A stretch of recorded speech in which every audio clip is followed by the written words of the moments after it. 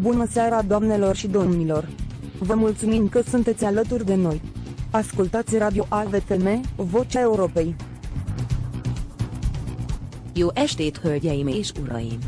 Köszönjük figyelmüket! Önök az a Voice of Europe Rádió Európa hangja műsorát hallgatják. And, good evening ladies and gentlemen. Thank you for tuning in. You are listening to a Voice for Men radio, the Voice of Europe.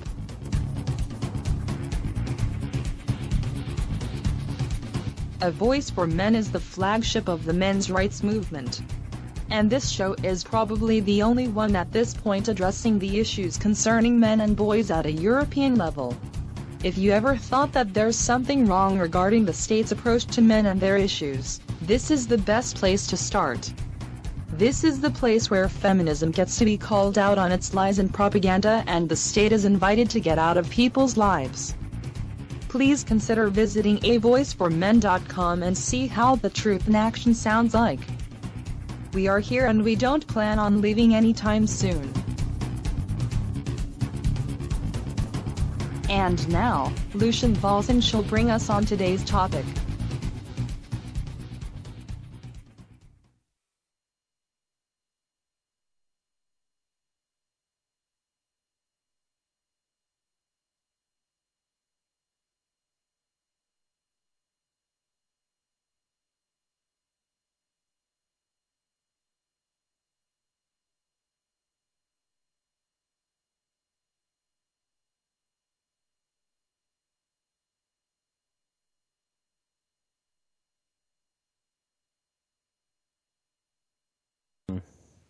I'm doing fine. Folks, hold on just a second. We had just a slight technical difficulty.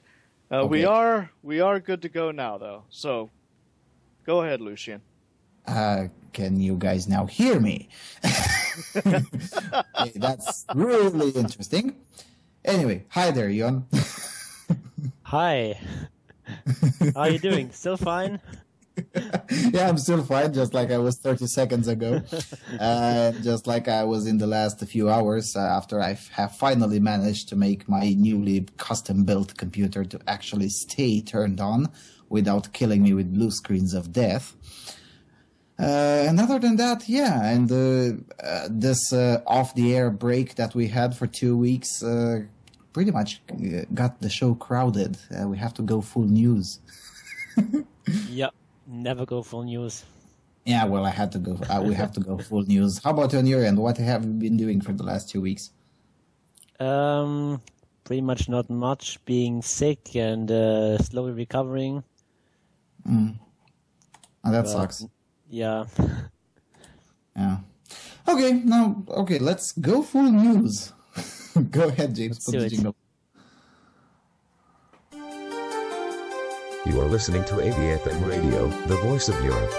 This is the news. Okay, the first one coming from nypost.com, but it's from Italy. Nurse accused of killing 38 patients because she found them annoying. Cops arrested a nurse in northeastern Italy in connection with the deaths of as many as 38 patients whom she might have killed because she found them or their relatives annoying, officials said. Police have the cell phone of Daniela Poggialli, 42, which included a photo she snapped a few months ago of her giving a thumbs up next to a patient who had died moments before, according to Corriere di Bologna newspaper. I can assure you that all my professional years of seeking shocking photos, there were few such as these, prosecutor Alessandro Mancini said. Poggialli, who lives in the town of Lugo, was taken into custody over the weekend and booked for the alleged slaying of 78-year-old patient Rosa Calderoni, who died from an injection of potassium. Calderoni had been admitted to the hospital with a routine illness before she died unexpectedly. Tests showed she died with a high amount of potassium, which can provoke cardiac arrest in his bloodstream, according to the Central European News. Her death triggered an investigation which found that 38 others had died mysteriously while Poggialli was on duty, the news agency reported. One of Poggiali's fellow nurses described her as a cold person, but always eager to work, according to CEN. Another of Poggiali's colleagues said the accused nurse was once reported for giving powerful laxatives to patients at the end of her shift to make work tougher for nurses working after her. What a cunt. Can you say anything else? I mean, even if this allegation turns out to be bogus, which it's highly unlikely. I mean, if 38 people die whilst you're on duty, and the last one is beyond all reasonable doubt has died because potassium, these kinds of evidence tend not to lie. But even if, for some miracle, I mean, giving powerful laxatives to patients to make the work of the other nurses, that's enough to say what a cunt. And seriously. Yeah. On the other hand, it needs to be noted that, a significant chunk of the section that nobody talks about, which is female serial killers, tend to be nurses or people or women in positions of care, and somehow they care too much about their patients that somehow they happen to die. It's been there have been quite a few cases like these documented throughout Europe in the last 100 years. I think there was one in Norway, very similar one with 40-something victims. And everyone knows who the killer was. The problem is that she was never caught because at that time it was still easy to just run to the United States and hide somewhere there. And nobody could find you because there was no NSA back then. Mm-hmm. So, yeah, I mean, it is... that's it. What a cunt. Yeah, nothing really more to say about that. Yep. Going to the next one, which is not from Europe, but since nobody will cover it, we might as well do it. Especially considering that if you watch the comments, it pretty much garnered a bit of an attention.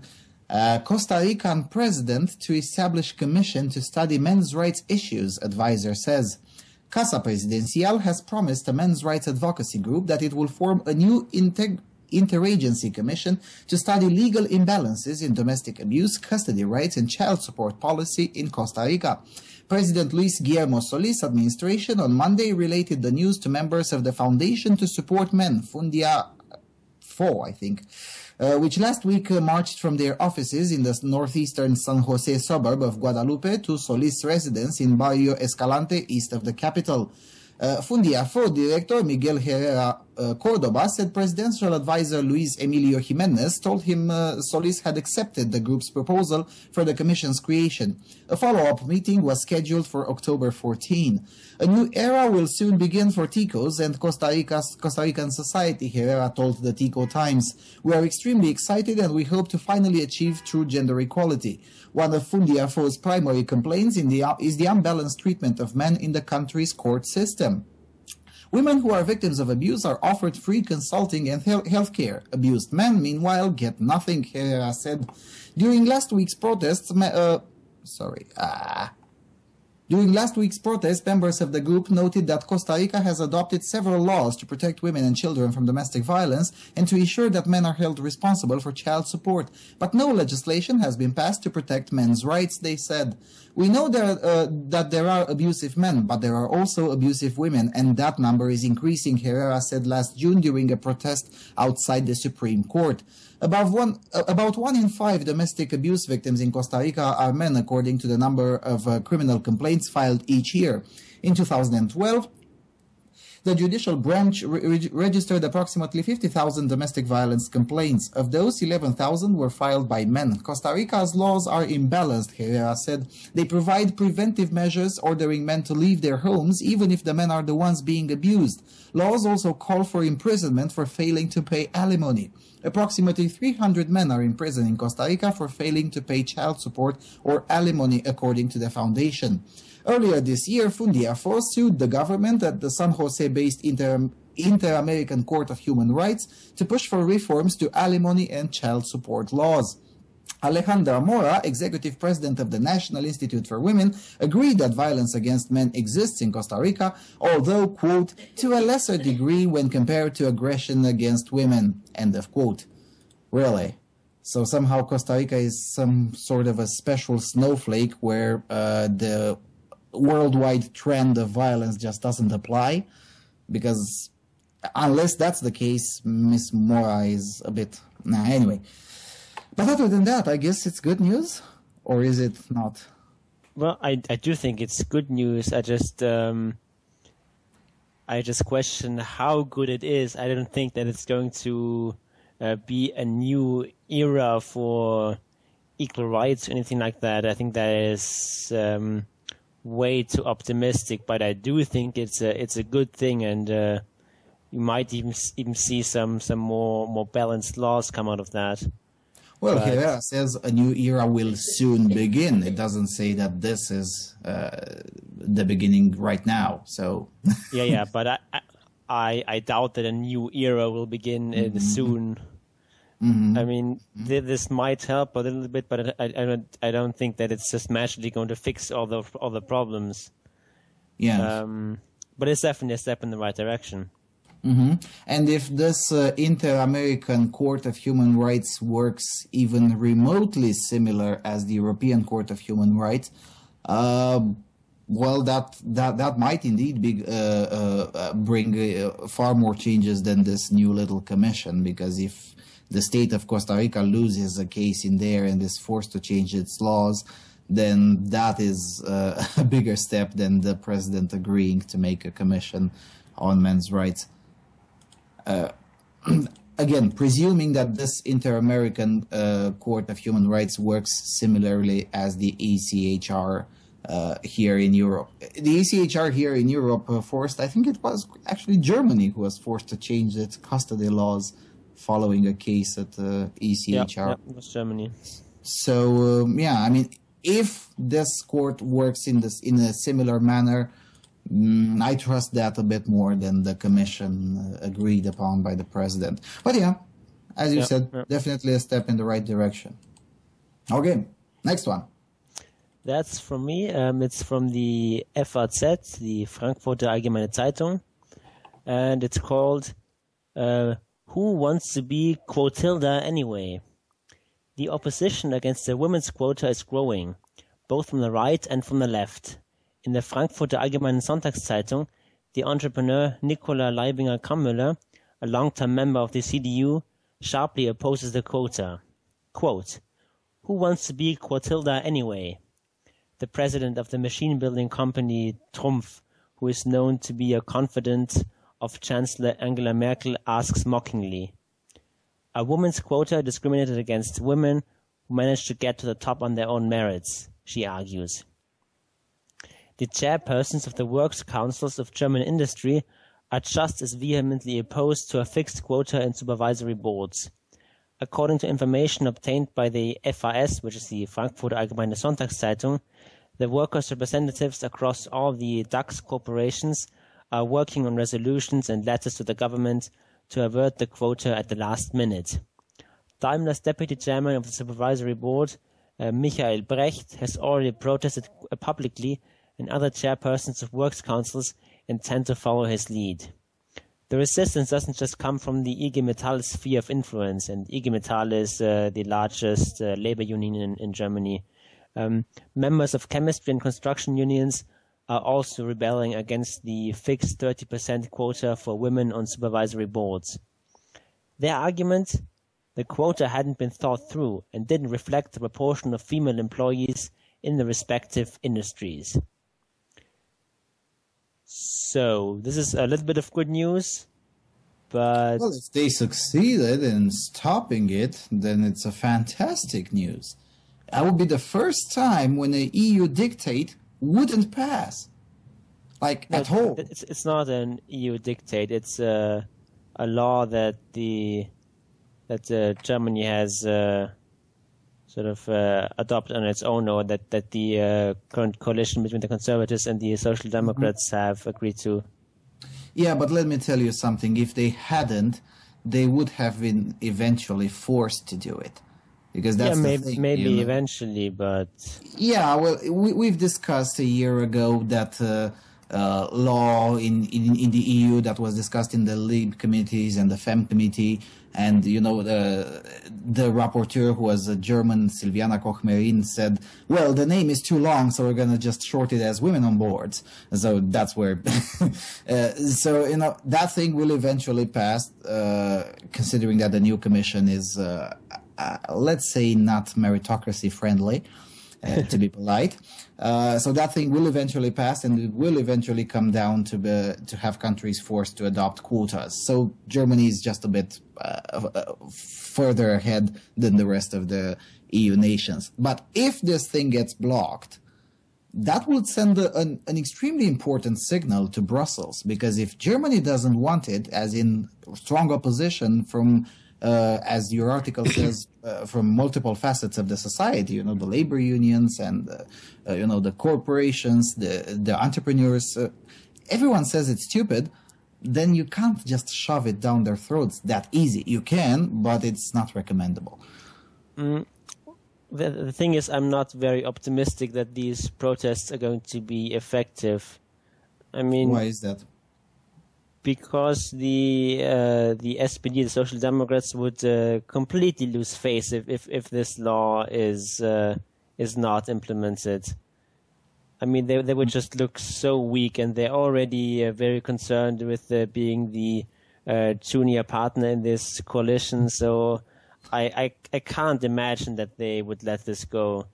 So yeah, and it's also the fact that the government isn't under pressure of elections right now. So and I mean, less incentives to compromise, essentially. I mean, maybe the CDU might.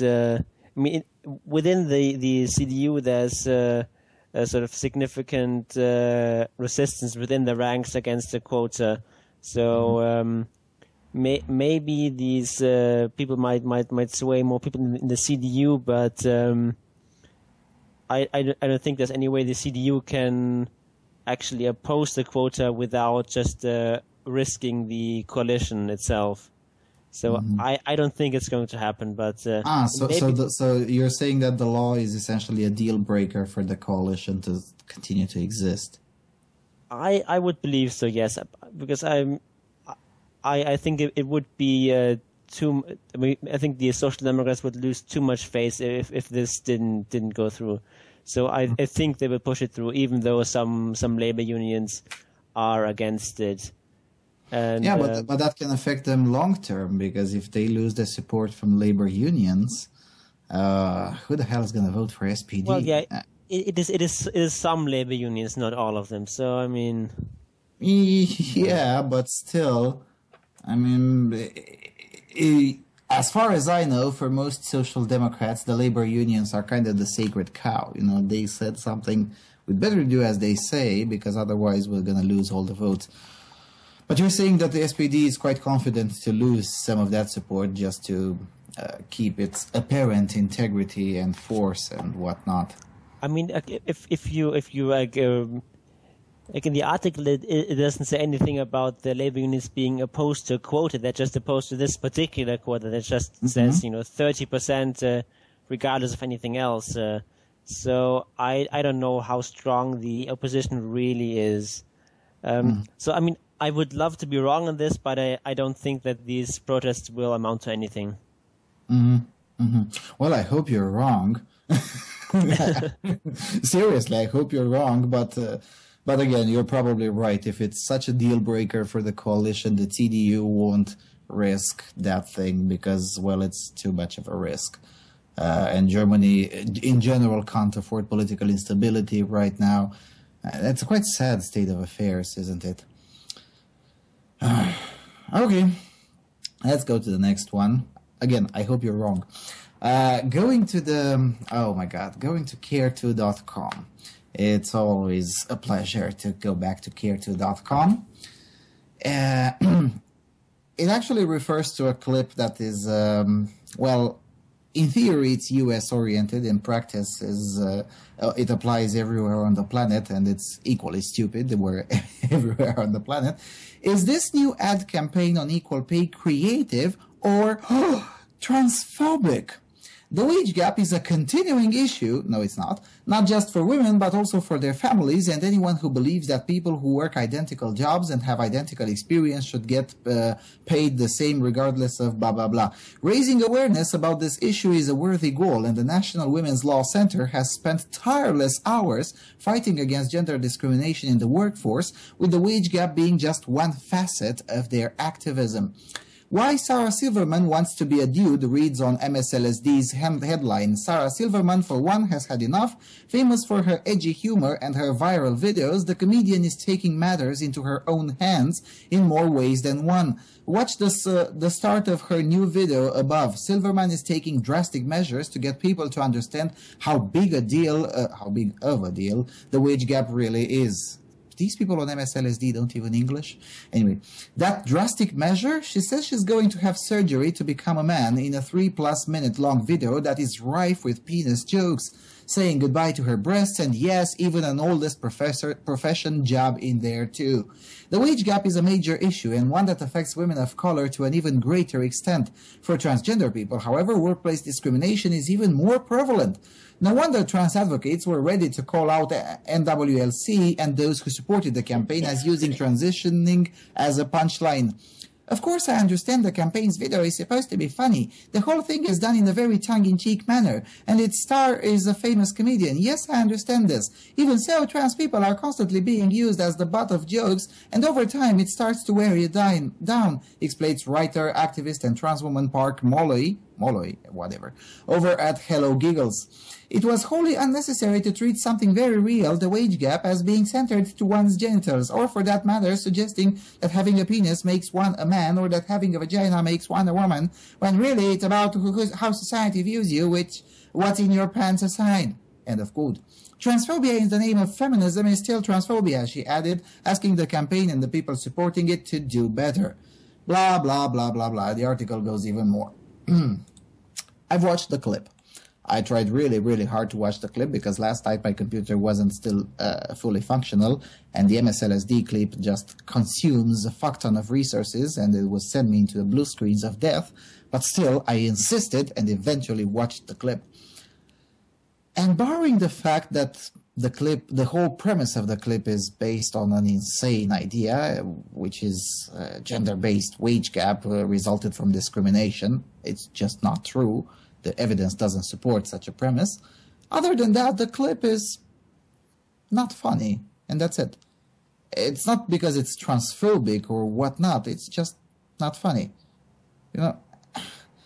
And unfortunately, if this would be the only place where this issue has been raised, only on care2.com, I would have just ignored it.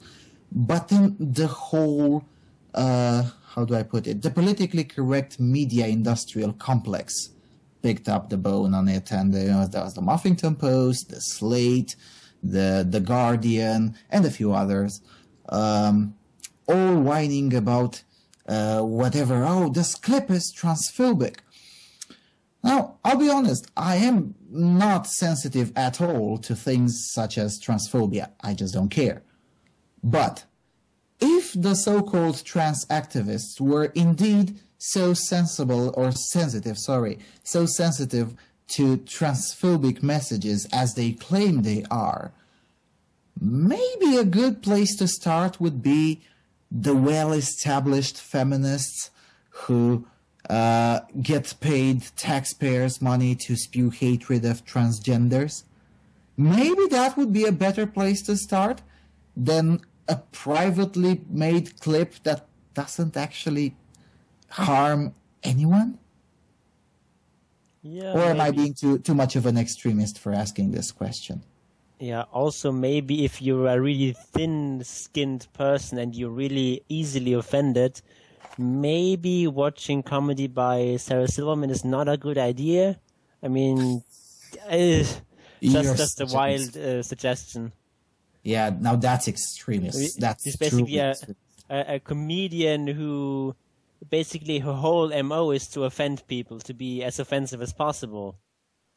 And if you have a problem with that, just don't fucking watch her. I mean... Yeah, well, again, I disagree that the clip is offensive. It's just stupid because it starts from a demonstrably false premise. Yeah, I'm not talking about the clip in particular, but about Sarah Silverman's whole repertoire, which is... Yeah, which is usually made intentionally to offend, which I don't mind at all. But again, as you said, if you're such thin-skinned, maybe you shouldn't watch her. But it's not like somewhere out there there's someone laughing about that, and we can't have that. Yeah, that must be stopped. Yeah, it's not like someone is forcing you to watch MSLSD. God help us. I mean, you just don't open the MSLSD link and don't watch the clip. Is it really that complicated? Yeah, but I mean, these people basically thrive on being offended. That gives them a sense of righteous fury and indignation, and allows them to play victim, and that's what they want, really. Yeah. Oh, well, I would say even a bit more, but it's just 100% of the things that I want to say now that are just way too un-PC. Not that I care that much. If we had more time, I would spend more time to put some more un-PC content about this issue. But no, seriously, just get over yourselves. I mean, if so-called transphobia in society bothers you that much, maybe, just maybe, you should start with people who get paid from money stolen from you, aka through taxes, to spew hatred against you. Maybe that would be a better target than some random NGOs that nobody gives a shit outside of a small area in the United States, a small area within a state in the United States. Maybe that would be a better target than some random NGO paying a comedian to make a 3-minute clip that you're essentially giving it far more audience than it deserves. Yep. Okay, going to the next one. It's a link from The Independent, but as I promised many episodes ago, The Independent is on my blacklist, so I'm going to provide the freezepage.com link. It's from a terrible author who doesn't do English that well, and the message is fantastic. Title, No Wonder David Cameron Wouldn't Wear the Feminist T-shirt when the UK is such a terrible place for gender equality. This author really, really, really needs a trip to Ethiopia. Anyway, or to Democratic Republic of Congo. So now we know why David Cameron refused, 5 times no less, to wear the Whistles t-shirt bearing the slogan, "This is what a feminist looks like." Today we learned that the UK has dropped out of the top 20 countries worldwide for gender equality. Research provided by the World Economic Forum shows that the UK is now ranked 26th in the Global Gender Gap Report, down from 18th place. No wonder he didn't leap at the photo op. The report measured the number of women in senior roles, ratios of women in the workforce, and wage equality for similar work done by male employees. The UK stands behind Iceland, Finland, Norway, Sweden, Rwanda, Nicaragua, and the Philippines in terms of gender equality. This is beyond disappointing. It's completely unacceptable, but somehow I'm not in the least surprised. The World Economic Forum report throws mud on the assertion that Britain no longer needs feminism and no longer has a problem with sexism and gender inequality. The statistics speak for themselves. The pay gap between men and women now stands at 19.1% for all employees, according to a 2014 study by the Fawcett Society. They estimate that more than 820,000 women have moved into low-paid, insecure jobs since 2008, and 1 in 8 women in low-paid jobs are on 0 hours contract. Now, the 0 hour contract is essentially a labor contract which allows the employee to fire you when you're no longer useful for the company, which in my opinion should be the norm, but anyway. Some more figures for you. There are 148 female MPs in Parliament compared to 501 male MPs. Cameron's cabinet contains 5 women and 16 men, not including the Prime Minister. An extensive BBC sports study found that 30% of sports reward men more highly than women in terms of prize money. The biggest disparity comes in the Football Premier League, where the male team are given £22 million in prize money, while women win no money at all. Well, of course. Oh, the poor dears. Who gives a shit about British Women's Premier League? Did you even know it existed? It exists? I mean, seriously. I presume, but I've never heard anything about it. Well, the first time I've heard about it was last year because, the women's football team from here, Olimpia Cluj, had a rendezvous with Chelsea in the quarterfinals of the Champions League. And that's when I found out, there is a Chelsea women's team, which is in the Premier League. Oh, that's nice. And then I watched half of the game on TV, and all that was missing was a background music from Benny Hill. I mean, come on, seriously? You just can't compare the two. Yes, of course, British Premier League gets a fuck ton of money because it's the most watched championship on the planet. There are Saudi Arabian televisions coming in and saying we're gonna just pay £50 million per day just to allow us to watch. I mean, of course there's more prize money because it attracts more audience. Yeah, is it really that complicated? Athletes are not paid for being good at athletics. That doesn't generate any value or anything like that. You're not paid for kicking a ball. You're paid because people like to watch you kicking a ball, and people are prepared to pay to go to the stadium. They're prepared to buy pay TV channels to watch your games. They're prepared to watch advertisements during the games and so on. That's why athletes are paid. And if a lot of people want to watch male football players, they're going to be paid more. It's not nothing to do with discrimination. Yes. And of course, a lot of people would like to watch proper football instead of women's football for the simple reason that proper football actually has some performance in it. At the end of the day, they're just different sports. If you want a proper comparison, it's like comparing playing baseball in Europe versus playing football. They're both men, they both do sports, but nobody cares about baseball. So consequently, baseball players in Europe are paid probably zero or close to zero. It's just the way it is. I don't get it. I really don't get it. I mean, this is just an insane comparison. Anyway, going back to the article, I was recently invited to speak at the Battle of Ideas at London's Barbican. After my own panel was finished, I watched a debate called #Feminism. During the section where members of the audience were able to ask questions, one man stood up to inform us all that women are underrepresented in engineers because they just don't like it or aren't very good at it. So what's wrong with that? It's just the truth. Oh, that's right. Sexist pig. Reality tends to have an anti-feminist bias, I know. Another man urged the audience and panel to respect the choice of women who pick low-paid jobs. Another fair point, I would say. He went on to explain that his father worked in the city and therefore his mother didn't really need a proper career. Okay, what's wrong with that?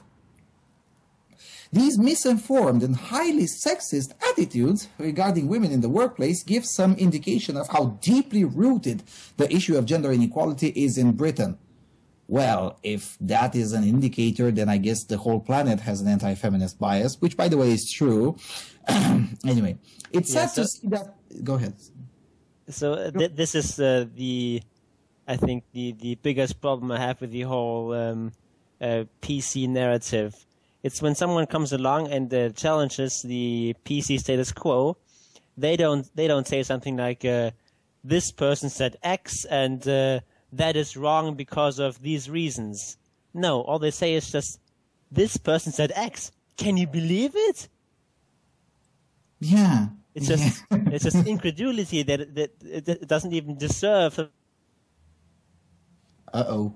of rebuttal or counter argument or anything like that. Yeah, because and sometimes some of the PC points are just not worth the energy invested to refute the bullshit, because it's easy to say them, but it's just face desking to try to refute them.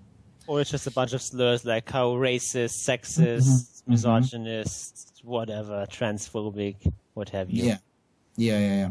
Anyway, skipping a few paragraphs, going to the last two of them, the upsurge in the popularity of feminism, I kind of have a doubt on that, but anyway, has given rise to a worrying backlash from men's rights activists, from the poisonous misogyny of the Gamergate movement, and from all those anonymous internet users who spend their seemingly unlimited free time attempting to break the spirit of any woman in public life who dares to speak up. This is what I'm talking about. She spends four lines to spew some bullshit, and it would take me 2 hours to refute it. You just... what? Seriously? The last paragraph, the pay gap is one of the cornerstone issues of second-wave feminism, and the battle is sadly not yet won. Cameron was right to reject that the "This is what a feminist looks like" t-shirt. The UK's poor ranking for gender equality assessed under his administration demonstrates that he simply has not earned the right to wear it. Well, okay, fair enough. By feminist standards, the last sentence makes sense. But have you considered just a second that maybe David Cameron, shocking, is not a feminist? No way. Can you believe it? The Prime Minister of Great Britain has the audacity to not be a feminist? Jesus Christ. Amazing. And as you said, with some of these PC individuals, they don't come in and say, well, you said this and this is wrong because here's the following reasons. They're just, oh, can you believe it? He said he's not a feminist. After all, there's only two options. Either you're a feminist or you're a bigot. So. Oh, yeah. Well, by that standard, well, I'm the king of bigots. Yeah, and this is by far the most extremist radio show in Europe. I mean, come on, we're half legal in Belgium. Okay? No, seriously, I'm going to mention that every single show from now on because it's just, well. Okay, going to the next one. The next one is coming from the Daily Mail. Woman child sex offender who plied schoolgirl with cocaine and pimped her out from the back of a van is found hiding in a seaside massage parlour. A woman who lured a schoolgirl into prostitution was back in jail today after she was captured following a nationwide hunt. Leanne Gilder, 28, formerly Chatterton in Manchester, was jailed for 5 years for selling the sexual services of a 14-year-old from the back of a van. Miss Gilder, who forced the girl to take cocaine before bringing her into Manchester's red light area, was freed last month after serving just 2.5 years of her sentence. She checked into a hostel in Preston, Lancs, and was obliged to notify the police of any change of address under the terms of sex offender prevention order. But within 24 hours, Miss Gilder left the premises and failed to tell officers of her whereabouts. Police had been hunting her for her since the weekend and tracked her down last night in Peaches massage parlour on Coxon Street, Blackpool. Miss Gilder today admitted breaching the terms of her release before a sitting of Blackpool magistrates. District Judge Alexandra Simmons said you may have had problems at the hostel, but you ran knowing you were going to be in breach of SOPO, which is there to protect the public after you committed an extremely serious offence for which you were jailed. You showed a complete disregard for your obligations. Patrick Nelligan, defending, said, quote, some of the rules of the hostel in Preston caused her problems. She was not allowed alcohol. She has a great fear of going back to prison, and she failed to tell police where she was going and just dug herself into a serious position where the only thing that was going to happen was going back to prison, the very thing she fears the most. Miss Gilder was convicted of the child prostitution offence in May 2012. Manchester Crown Court had heard how she forced the 14-year-old girl to take cocaine before taking her into Manchester city centre to sell her for sex. After she was released last month, she had tried to evade officers by dyeing her blonde hair black. Judge Simmons today ordered Ms. Gilder back into custody and added 8 weeks to her 5-year sentence. Can you imagine the oppression? I mean, come on. This poor little sex offender damsel could get alcohol. I mean, come on, that's patriarchy at work. Yeah. You can always feel for her, can't you? Yeah, my compassion for her knows no bounds. No, seriously, I would question first and foremost, why just 5 years? I mean, if a man would kidnap the same 14-year-old girl and pimp her out from the back of his van into Manchester, I would imagine he would serve a bit more than 5 years and definitely wouldn't be out on probation after just 3.5. Just saying, I don't know. But still, I mean, she gets a very light sentence. She gets to get out of prison after a very, very short period of time. I mean, imagine her victim is still a minor, and her victim definitely isn't yet fully recovered after what happened to her. And she already breaks the law minutes after getting out of prison. And then comes with this defense. Oh, they didn't allow me alcohol in the new hostel. And so I had to break the law and run away from the police officers to get a bottle of beer or whatnot. Come on. Yeah, that is I mean, it's not like she was banned from having alcohol. She could just call her supervising officer and say, look, I'm going to go 1 kilometer away from here to buy a beer because these assholes here don't allow me to have beer. And probably she would... I mean, she only had to notify the police officer. She didn't have to ask permission.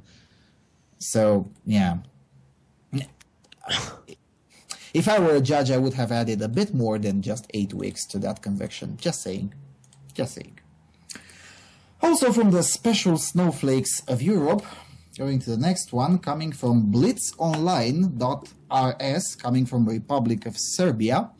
Special thanks to Lana, who was kind enough to make translations for us so as not to work too much. Blitz.rs lying model faces jail time. Mina on the catwalk instead of cleaning the sidewalk. Model from Kruševac, who gained notoriety after reporting a false kidnapping and rape, became a fashion show star. Mina Milenkovic recently wore a creation of Kristina Bekvalac, and that was her first appearance in public after the verdict that states she has to work 100 hours of community service in JKP, short for Public Communal Enterprise, Zelenilo, something like that, because she made up a story about being kidnapped and raped. Even though her deadline to serve this sentence is running out in 2 weeks, as Blitz has been notified, Mina didn't file for an extension, nor does she have a right to. If she does not report to serve her sentence, prosecutors will file a lawsuit that will take away her opportunity. Wishing to learn when she'll contact the authorities, we contacted Mina, but she wasn't in the mood to speak, claiming that she isn't a celebrity. I don't want to make any comments, I'm not a celebrity, and don't ask me anything, Mina said. Milenkovic became a media sensation in June last year after claiming that she was kidnapped and raped, but soon after it turned out she made it all up to get her ex-boyfriend's attention. During a 39-hour-long search, while the police were trying to locate her, she was at her friend's place. She was found in Resnik after being taken to the emergency room. She stated that 2 men kidnapped and raped her, but couldn't describe them. After a gynecological exam, it was established that she was not raped, after which she confessed that she made it all up. She was convicted to community service after asking for a deal, otherwise she'd be sentenced to 1 year in prison. During the 2 days she was supposedly kidnapped, she went out to a club called River, where she made a scene in front of her ex and was kicked out by security. While on the parking lot, she entered her ex's car, crashed into several parked vehicles and fled the scene. She also sent him several messages in which she claimed that she would commit suicide because she loves him too much and can't live without him. During the investigation, Mina refused to hand her phone over to the police, and after gynecologists established that she wasn't raped, she changed her story and claimed she didn't know if she was raped. Now, a bit of an addendum, she got 100 hours of community service, which she had not served, and if she refuses to do so, she could face 1 year, probably a little bit more, in jail. And that was a week ago, so we're waiting for Serbia to just put this trash into jail. One more side note, by the way. this story comes out, and most likely justice will be done in this case, precisely because Serbia constantly refused to adopt the set of laws that Croatia has adopted, which amount to essentially rape shield laws, in which if someone with a vagina says she was raped, then you have no right whatsoever as an accused to, I don't know, question her, cross-examine. Also, the police that's in Croatia and in many other nations, unfortunately, the police isn't allowed to, I don't know, start from the obvious premise. Let's see if this story adds up. Because if they do, well, they might be accused of harassing rape victims, and all the feminist trolls crawl out of the woodwork, and you know the drill. But in Serbia, no. In Serbia, the policemen start from the most logical premise, which is maybe the accuser is lying. Let's see what the evidence say. Oh, you don't want to provide us with all the evidence? Well, tough luck. We're gonna still need to take all the evidence needed and then send the case to the prosecutors, because the one prosecuted might not be your ex or whatever, it might be you yourself for bullshitting. Yeah, but so I guess Serbia is an oppressive nation, right? Yeah, of course, but that would re-victimize the victim, and of course that's only the case that only applies to rape trials if you're the victim of I don't know, say you're beaten up on the streets, or you were tortured, or you were almost killed, or anything like that. Then it's perfectly all right to re-victimize the victim and to question the story and to interview with you and so on. That's perfectly fine. But as long as it's rape, that's a completely different category that you just can't go there, because women never lie about rape. Yeah, of course they don't, except they do. No, and I want to make another politically incorrect point here, and I don't give a shit how everyone feels about it. The more time goes on, I start to actually despise this idea that rape is such a horrible crime. I've even heard some people who are not feminists, by the way, who said, "Oh, but it's worse than murder."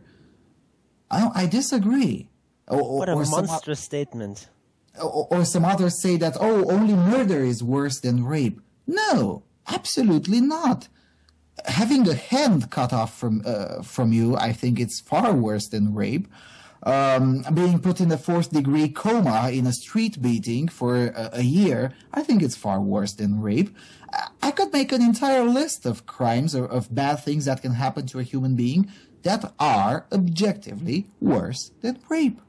Well, I don't say it's objectively worse. I mean, it's always about experience, and it's always subjective. But I think it would be worse for most people. No, I would say objectively worse for the simple reason that some of them are either impossible to recover from. For instance, you have a hand cut off from you and then the hand is thrown into a river. That's very, very hard to recover from that completely. Or things of that nature, or it takes far longer to recover from. That's why I introduced the word objectively in there. Because as horrible as rape is, it is possible for almost all victims to fully recover from the experience. And that's not me saying that. It's psychology today is a whole plethora of individuals who have helped or who still do help genuine rape victims to recover from the experience. Now, I know it's hard. I understand that. But I disagree that only murder is worse than that. No, it's not. Well, I agree completely with you. I just don't agree with the word objectively, because you just there's no sort of objective or scientific way of measuring these things. You can't say that this amount of pain is equivalent to this amount of psychological discomfort, or this amount of disfigurement is equivalent to this amount of I understand what you mean. Or whatever. That's it's a never-ending can of worms, and Mm-hmm. Yeah, okay, fair enough. Yeah, that's a fair point. Then I'll just drop the objectively word in there. Yeah, that's a fair point. Meanwhile, I was just reading something in the chat room, and then I'll go to the last article from the first part. Jessica Valenti is intelligent and has a great personality. I've been having good luck losing weight by reading a Jessica Valenti article after every meal.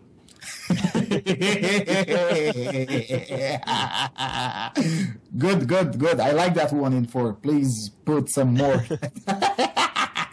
Yeah, that's a good joke. Okay, last one from the first part. Daily Mail.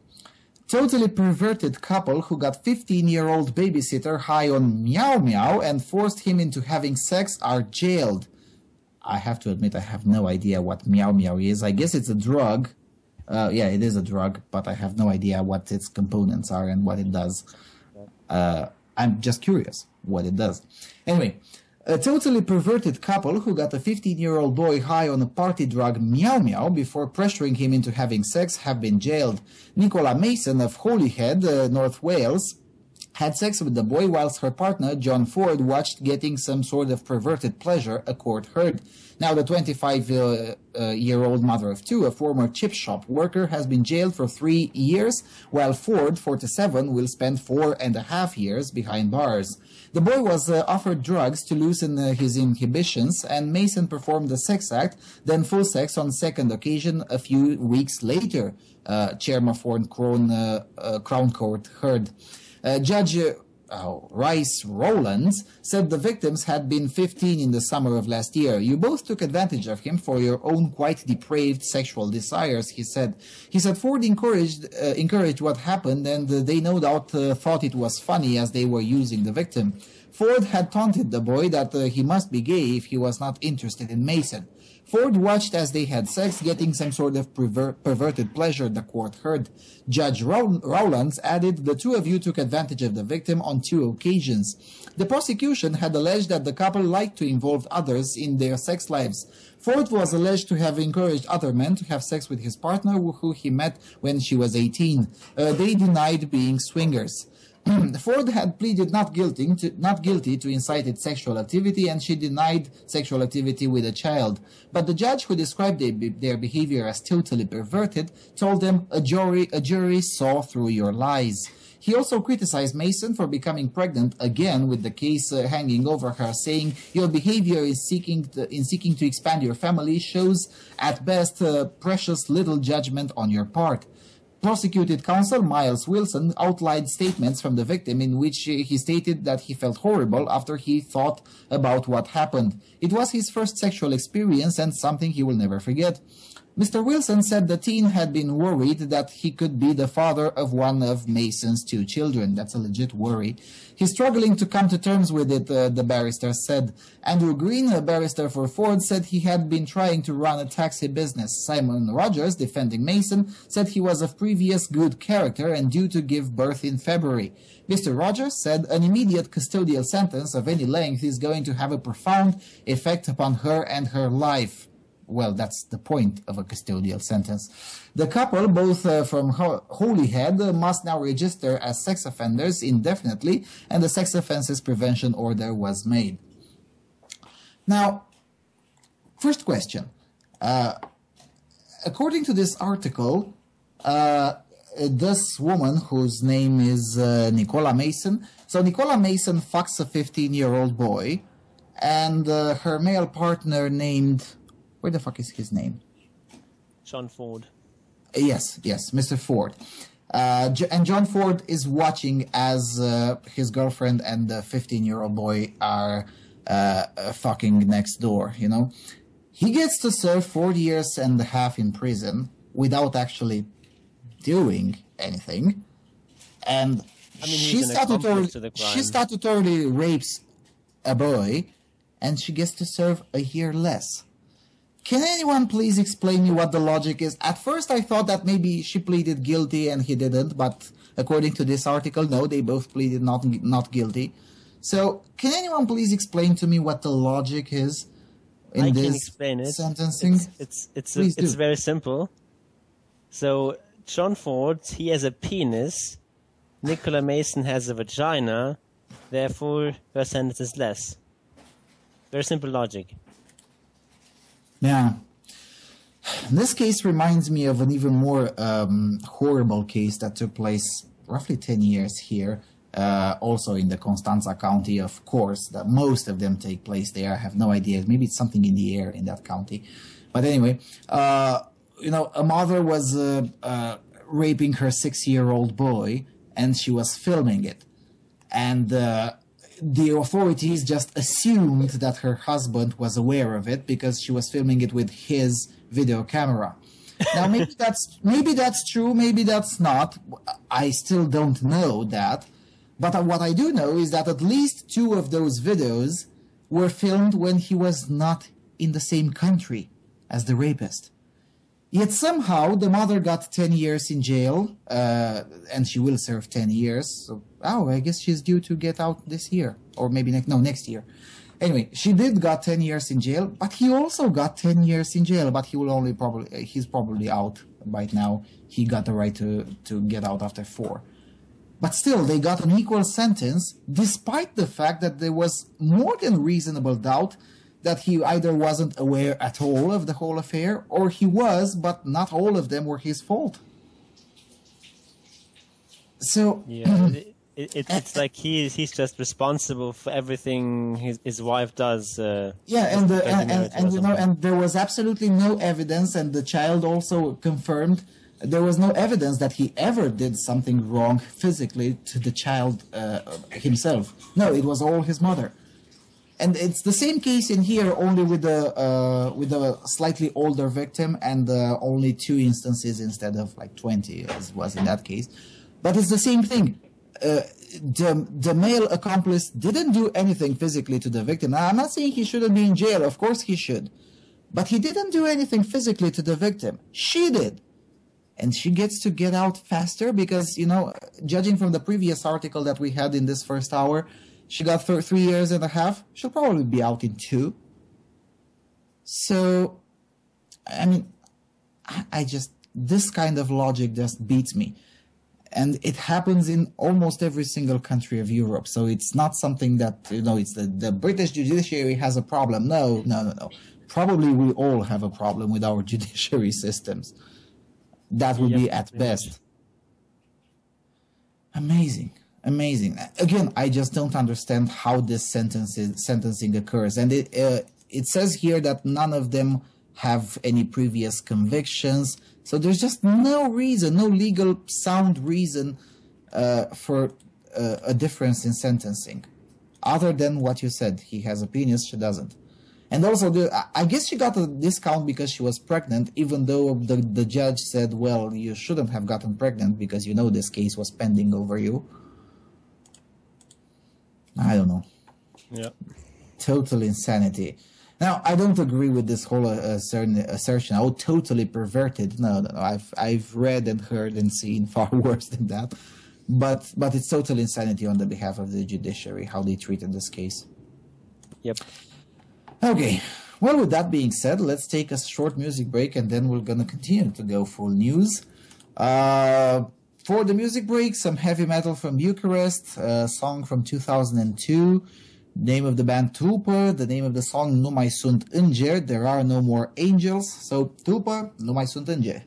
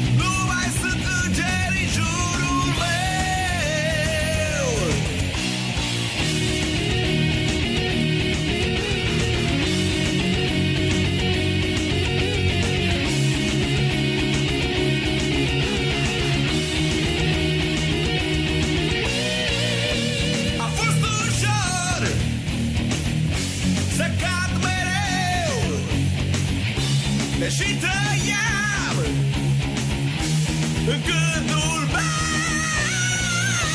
N-ați înțeles de ce exist, dar veți afla când am să fiu departe în noapte. Nu mai sunt îngeri în jurul meu. Departe în șoapte. Nu mai sunt îngeri în jurul meu.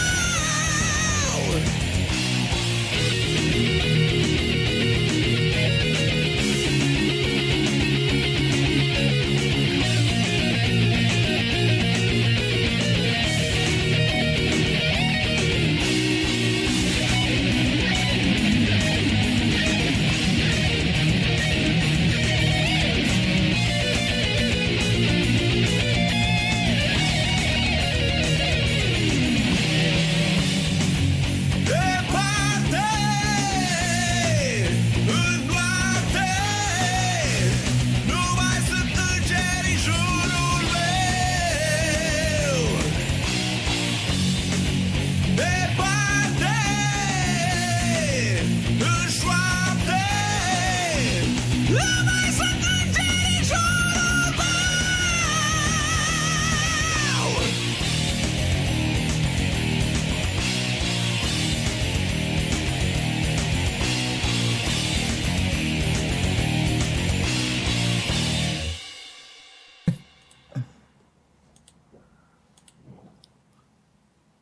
Okay, I think we're back. We've listened to Tupa, No Mai Sunt Îngeri, There Are No More Angels. Very nice band. You can find, I think, all of their discography available for free to download on tupa.ro. Very nice heavy metal band. We're into the second part of the show where we're gonna just continue to go full news. Jon, are you back? Jon.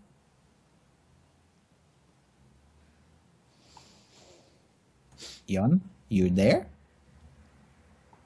Because I kinda need him because the next one is in Deutsch, and considering that it's in German, I just can't read it. He's here, but he's not here. Very interesting. I'm back. Okay, here he is. Take it away. Zeit.de. Oh, right. Okay. So this article is very logical. It is very consistent, and it is very monstrous. I think you'll see what I mean in a minute. So it's called "We Need Pregnancy for Men." No, not what you're thinking. But wouldn't it be fair if fathers, too, were forced to take a break from their jobs?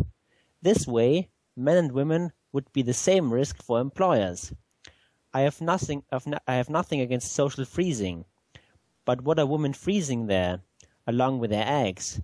I think it is a premonition that in 5 or 10 years, children will fit just as badly into a career as today. Social freezing only lengthens the vague hope for better circumstances, for different circumstances. It only postpones the problem of the career setback. This does not eliminate the disadvantage that women have in the labor market qua biology. The only thing which could do that is a radical socio-political intervention. Let's call it job freezing. What I'm proposing is a compulsory break for everyone who is involved in a pregnancy, i.e. usually the woman and the corresponding man. For a particular period of time, let's say 3 months, fathers-to-be would have to take a break from their jobs, just like mothers-to-be. If we really want equal opportunities, we have to do something actually quite simple. We have to make sure that labor legislation treats an expectant mother's partner just like her, as if he were pregnant himself. Then employers wouldn't have to worry in job interviews whether the young woman who's sitting across from them might soon be on leave because of pregnancy. After all, the risk for a male applicant would be exactly the same. Doesn't work? Absurd? But why? If it is uncontroversial that the ability to conceive is a disadvantage on the labor market, and if it is equally uncontroversial that this society needs children to maintain a labor market in the first place, not to speak of everything else, isn't it then simply unjust and nonsensical to leave women alone with the burden of pregnancy? That is, in terms of economics and careers anyway. The law already recognizes the balancing out of economic disadvantages which arise out of biological disadvantages. Health insurers are no longer allowed to charge different premiums for men and women, despite the fact that women live on average 5 years longer and hence cause greater costs. What an enormous biological disadvantage, but let's continue. But is it their fault? Usually not. In a modern society, such a sharing of burdens is therefore only appropriate. But why on earth should this principle of solidarity not apply to the labor market? A compulsory break for men would, admittedly, be a serious encroachment on freedom of occupation. But the same was true on a much larger scale for compulsory military service, and the fact that it only applied to men was being justified, among other things, with the fact that women also sacrificed their time to society through becoming mothers. Compulsory military service has been abolished. What remains is the one-sided career disadvantage of women. And besides, dear fellow men, would you prefer a woman's quota? How just is it, after all, if a well-qualified applicant doesn't get a job just because he is a man? The quota is the wrong means of equalization, because it doesn't eliminate the case for inequality, and the case of the inequality, it only seeks to cure one form of discrimination through another, which has never worked well. Job freezing, a legal fiction of pregnancy, would balance this uneven starting point and provide equal opportunity for everyone. By the way, there's a different word for this idea in Danish. It's called fædrebarsel. Barsel means motherhood. Translated freely fædrebarsel means something like father motherhood. Doesn't this have a warm ring to it? The compulsory dad break is already being discussed among our northern neighbors for some time. Why not also here?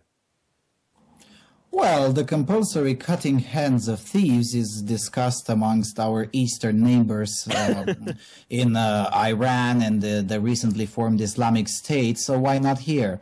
That is a very insane argument. Well, it's done in other places. Well, so what? If other places are insane, does it really mean that we also need to go full retard?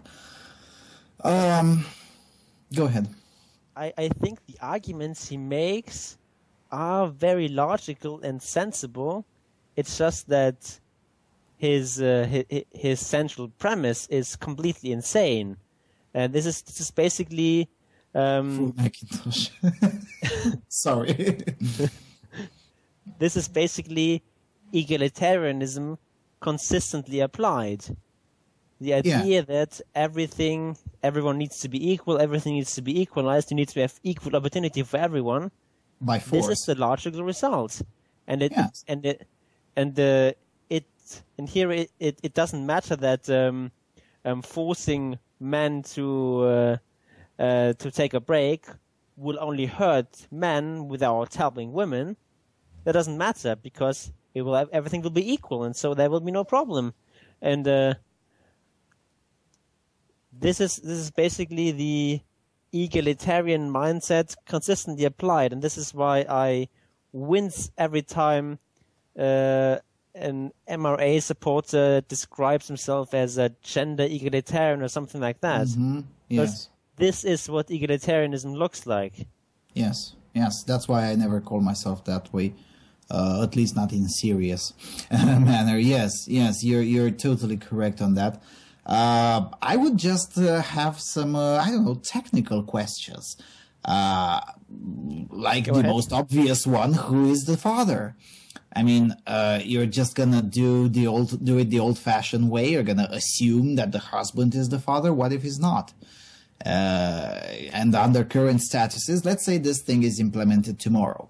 And, the state forces me to stop working for, 3 months or whatever, because supposedly my wife got pregnant by me, even though I was, just 2 countries away from here.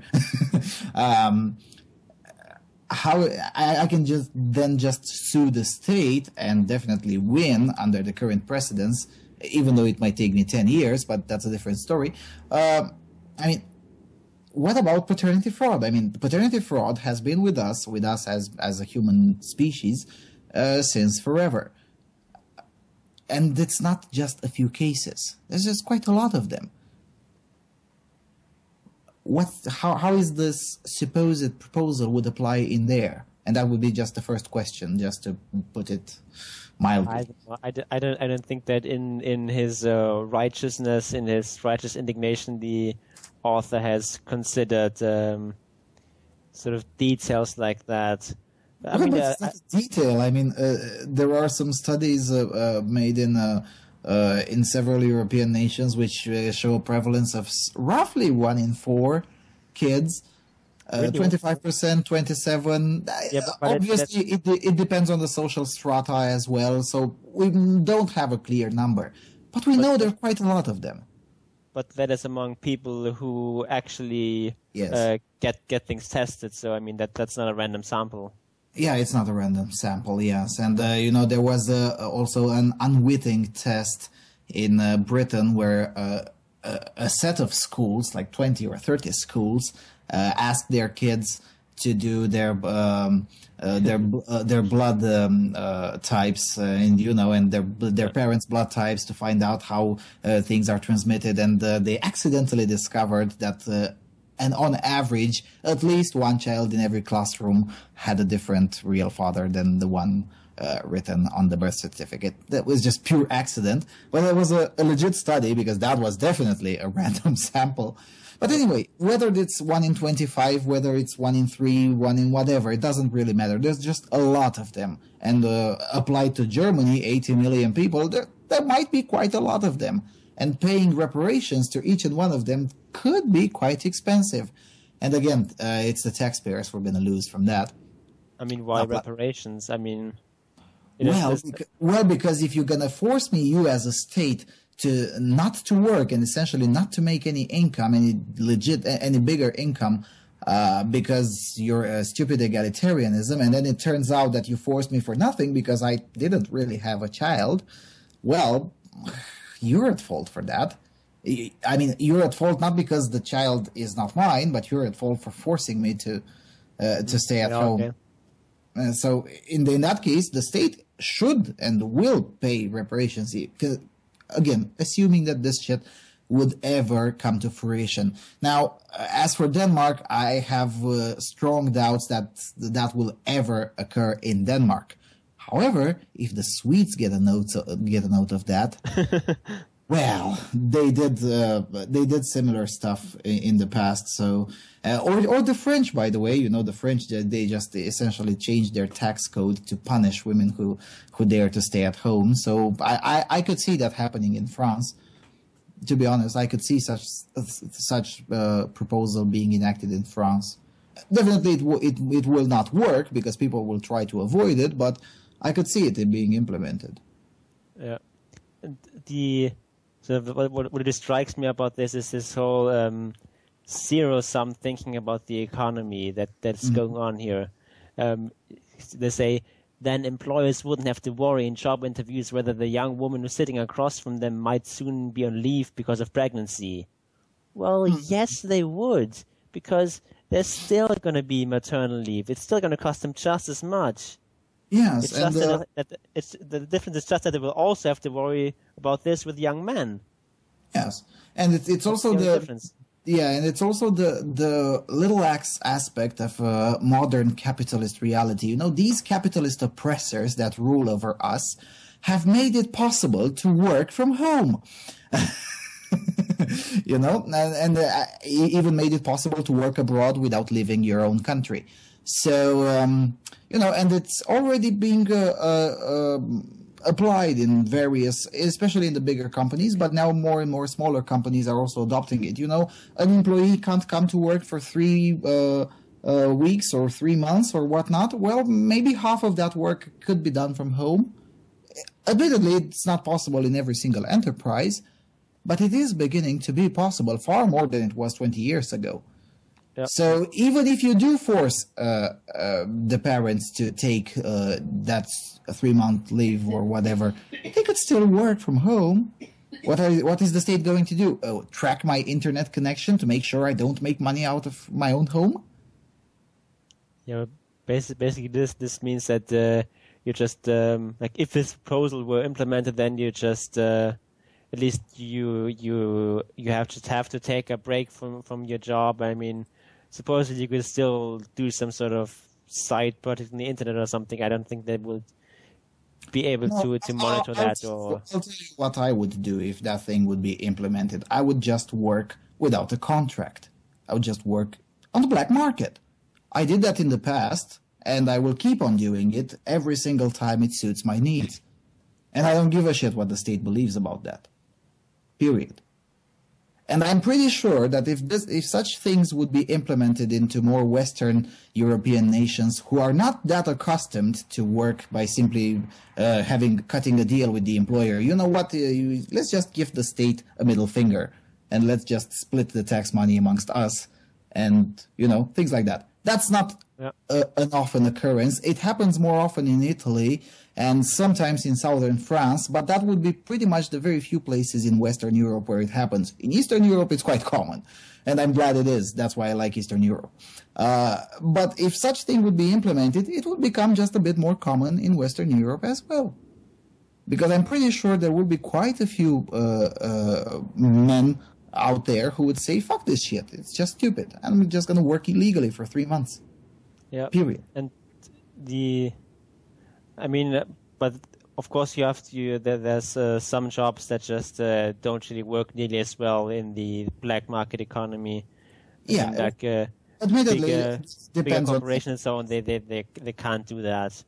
And yeah, but most people don't work in corporations. Yeah. Most people work for SMEs. Yeah. Because even in the wrecked market of the European Union, because it is really wrecked, the SMEs have a tough job solely, almost exclusively because of the state, because the state makes your job as an SME far harder than the market itself.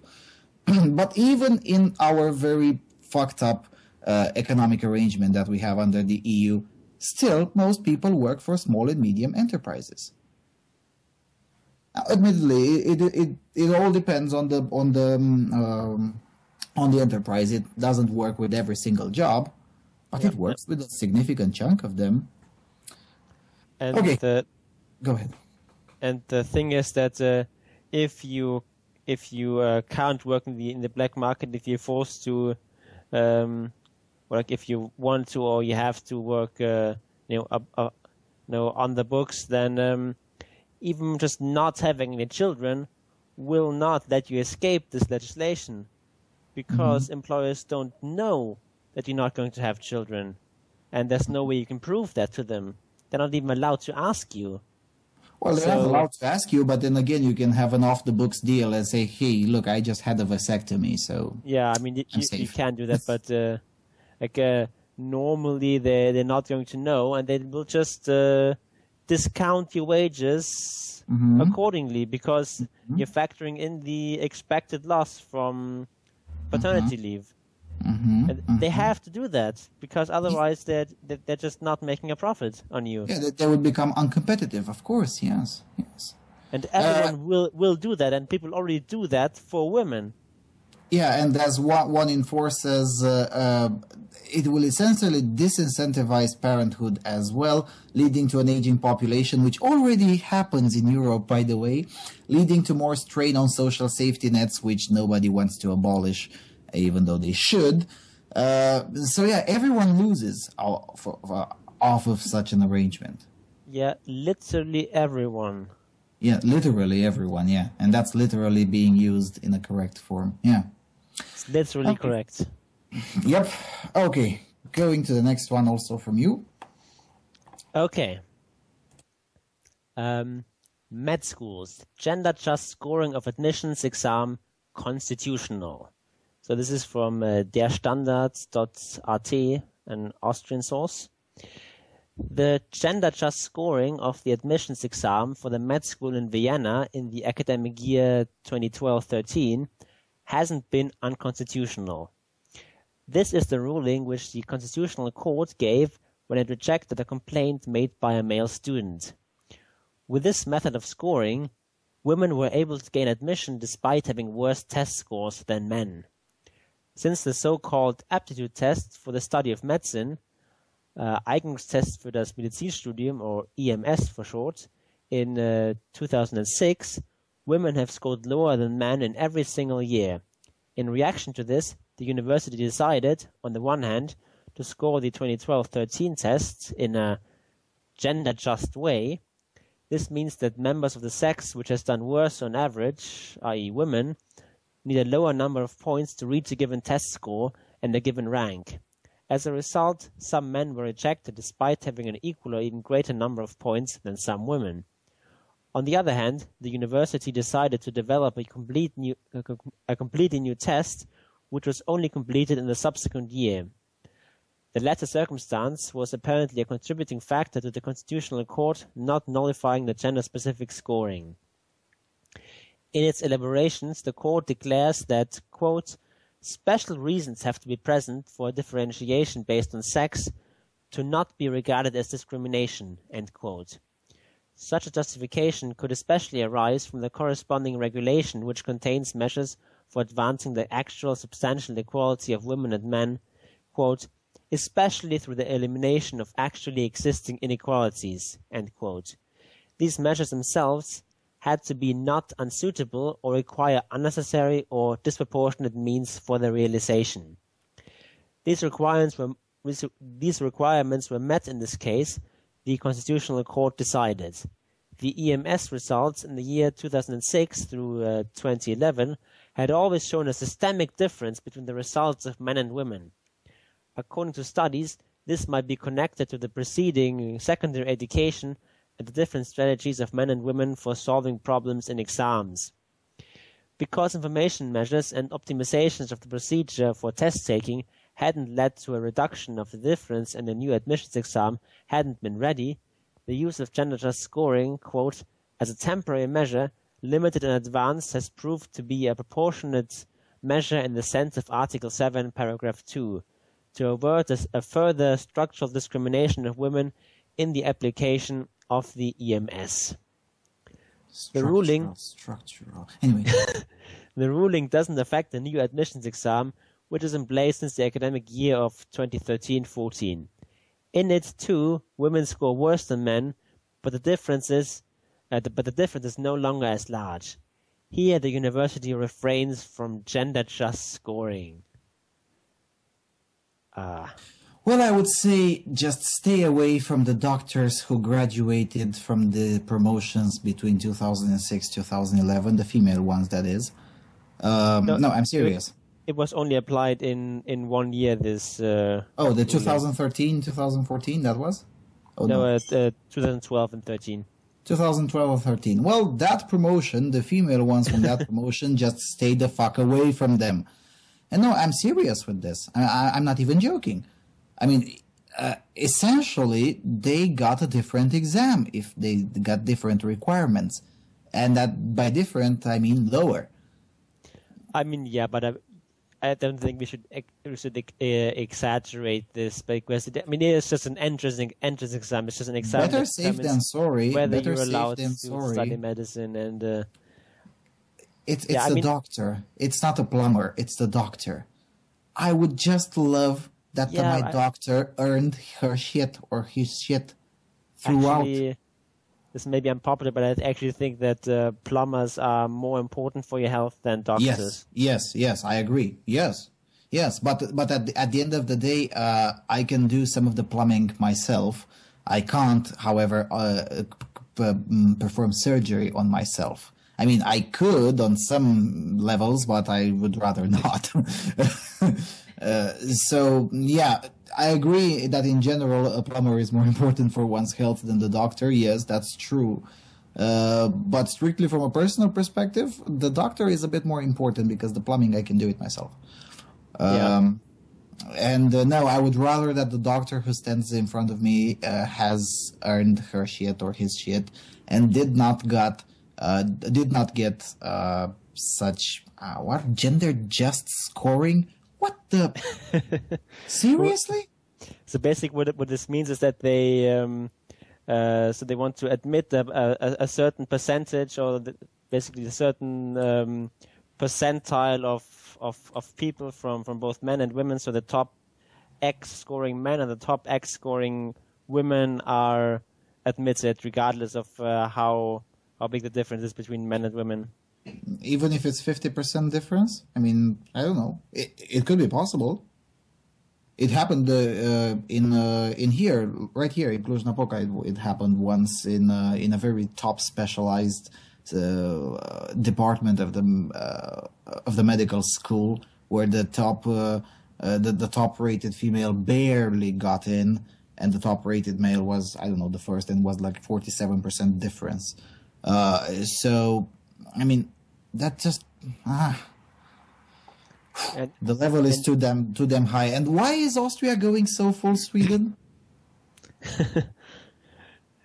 And I just love all these justifications for this measure. It's like they don't even seem to consider that maybe it might be possible that men score higher because they just have more relevant knowledge or education. I mean, they even say that these that the studies suggest that this difference is because of differences in secondary education and differences in test taking ability.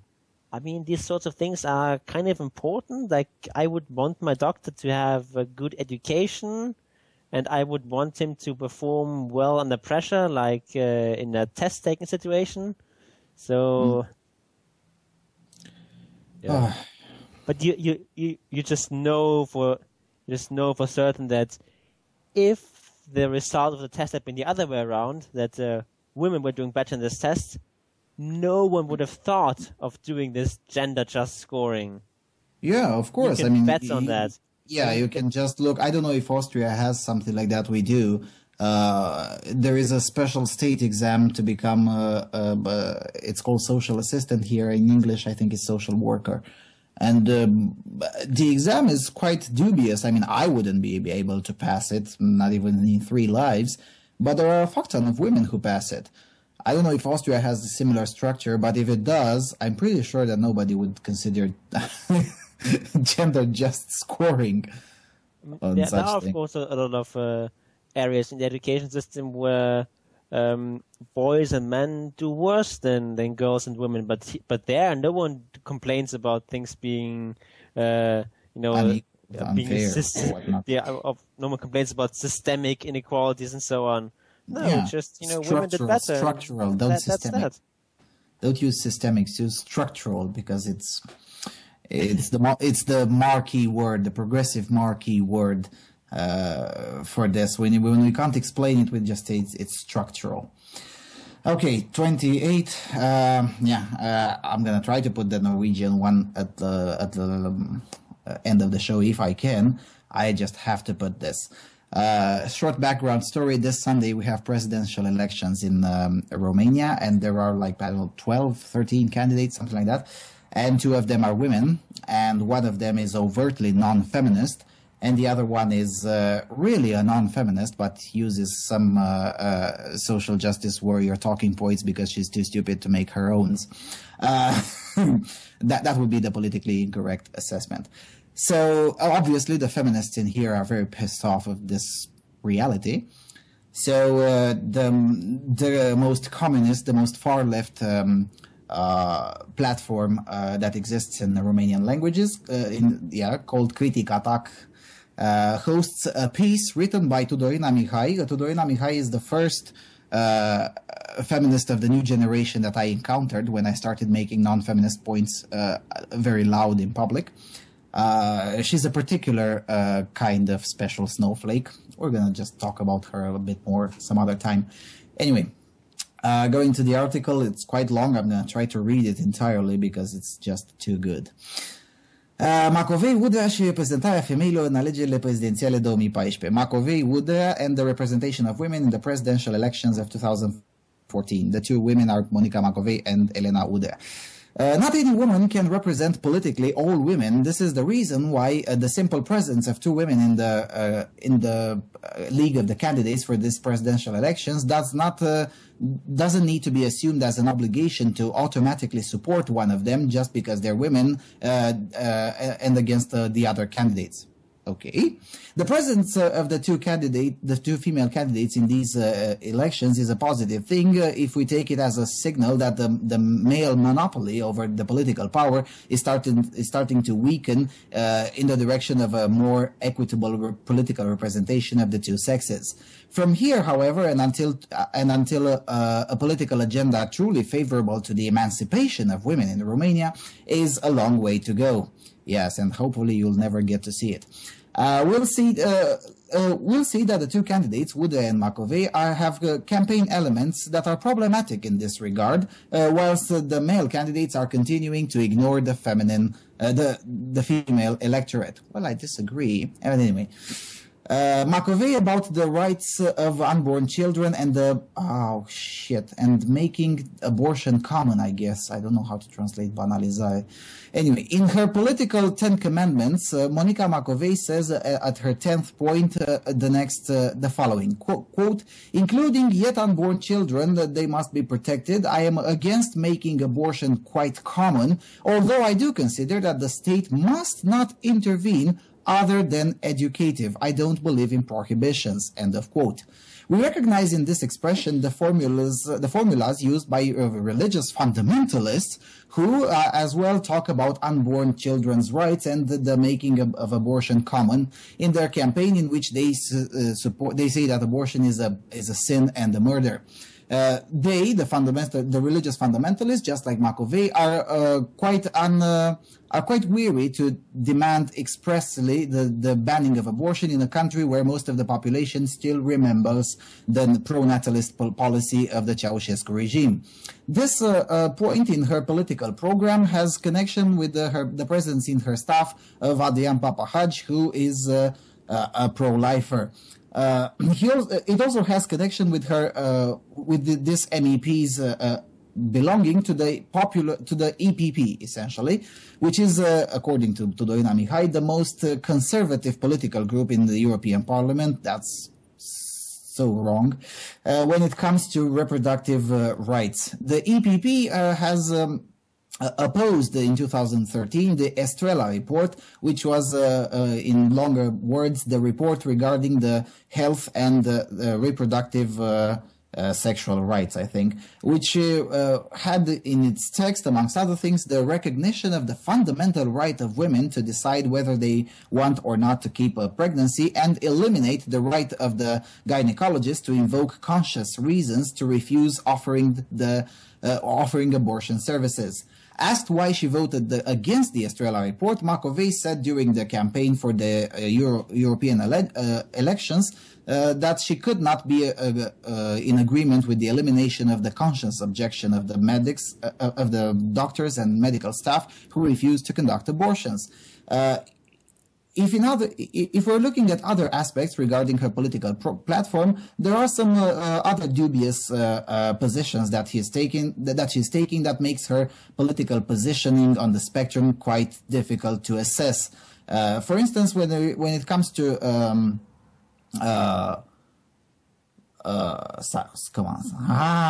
when it comes to reproductive rights, Macovei is clearly on a conservative position, very close to the religious pro-lifers. She's more confused when we think that in the past she supported the rights of LGBT people, or that she recently dared to talk about replacing the religious education class in our schools with a class of history of religions. These kinds of positionings apparently inconsistent are an evidence that beyond her anti-corruption fight, which represents a constant in her political actions, In other domains, McAvey is a germ of ideological contradictions and a mixture of liberalism, conservatism, and populism. It can also mean that she is strongly influenced by her political entourage in which she is in, and in this case, her closeness to Papa Haj and the EPP group. Now, Papa Haj is a university professor who is quite controversial, but at least he has the guts to say what he thinks. I don't really like that guy, but I appreciate him for his honesty. But other than that, this article, this first portion of the article is just going full retard. Now, first of all, that Estrela report, did we comment on it on the show? It's essentially a report saying that abortion is a human right and therefore it needs to be protected at all costs, no matter what. And for instance, if I am a gynecologist in a private clinic and I say, we don't conduct abortions here, I should be jailed for that, for breaking a fundamental right. That was the view of the Estrela report.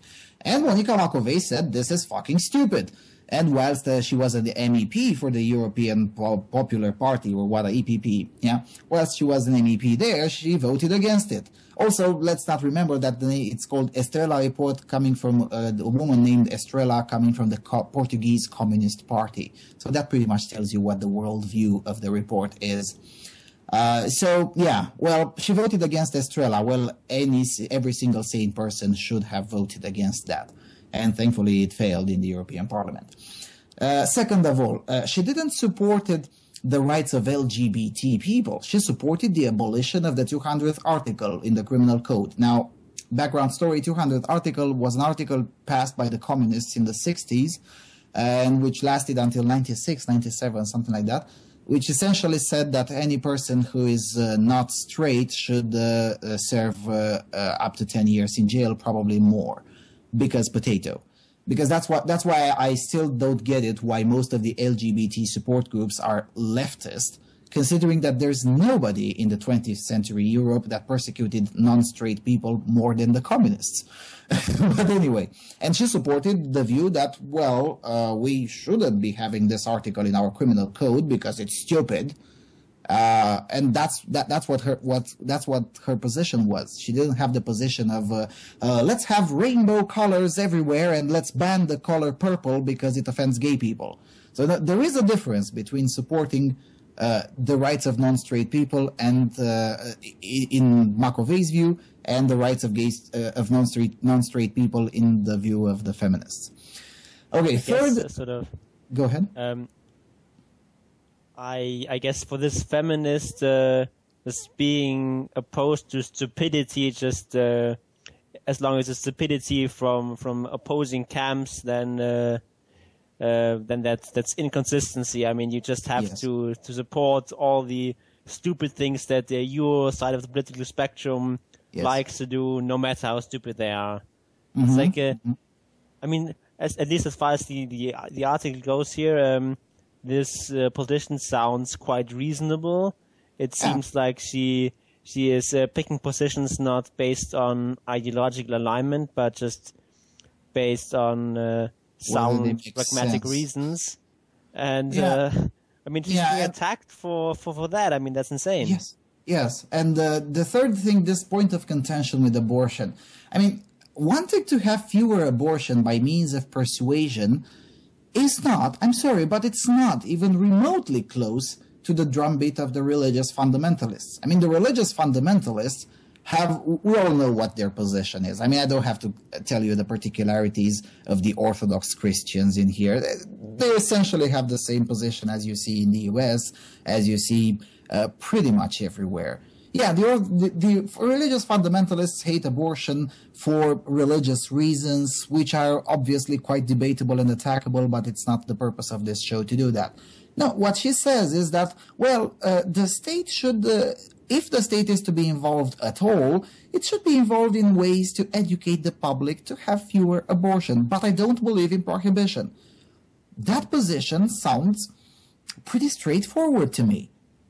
And somehow this feminist has managed to understand that Monica Macovei wants to ban abortion. I don't even, I guess it's just sort of an authoritarian mindset where if you say you disapprove of something, that just means you want it banned. You must want it banned, yes. And again, this thing, abortion really is a problem in this country. The country that has the most abortions in Europe is the United Kingdom.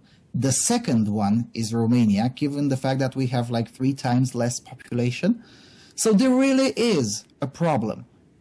And I would see no problem in trying to educate the public a little bit. So at least, I don't know, maybe 2% of the cases stop using abortion as a contraceptive. That would be nice. That doesn't mean I want to ban the practice. It just means I want to see fewer of them in society.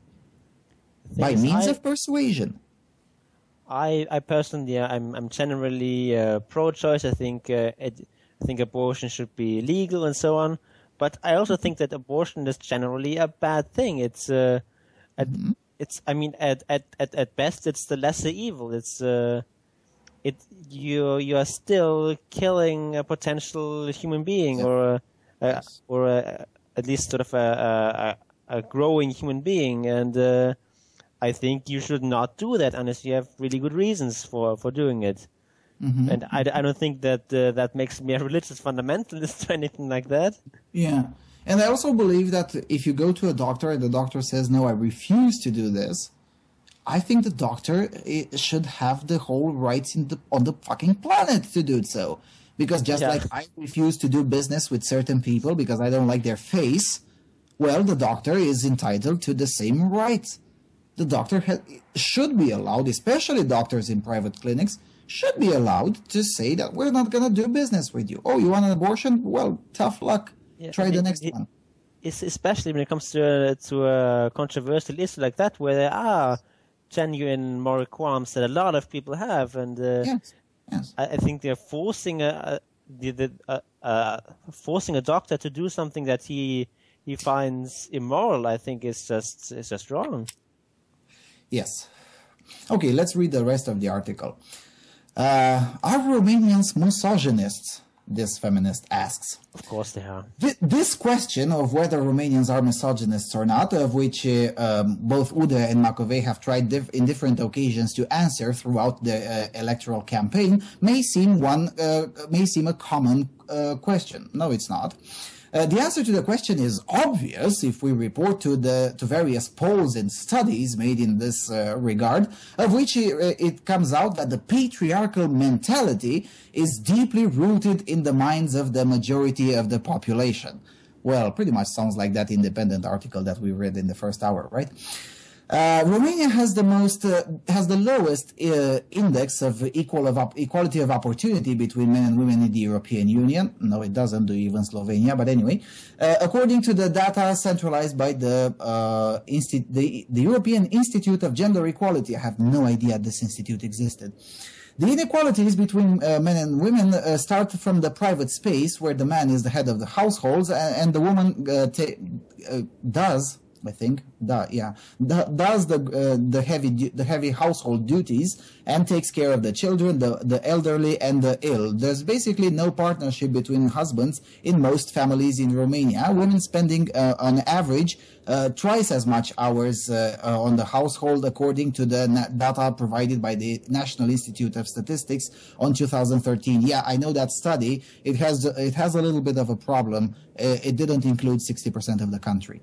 That's it. But other than that, yeah, it's a good study, but it's representative for a third of the country, something like that. Anyway, the gender inequalities are extended on the labor market, where there are wage differences and differences in occupying leadership positions, and they end up in the politics sphere.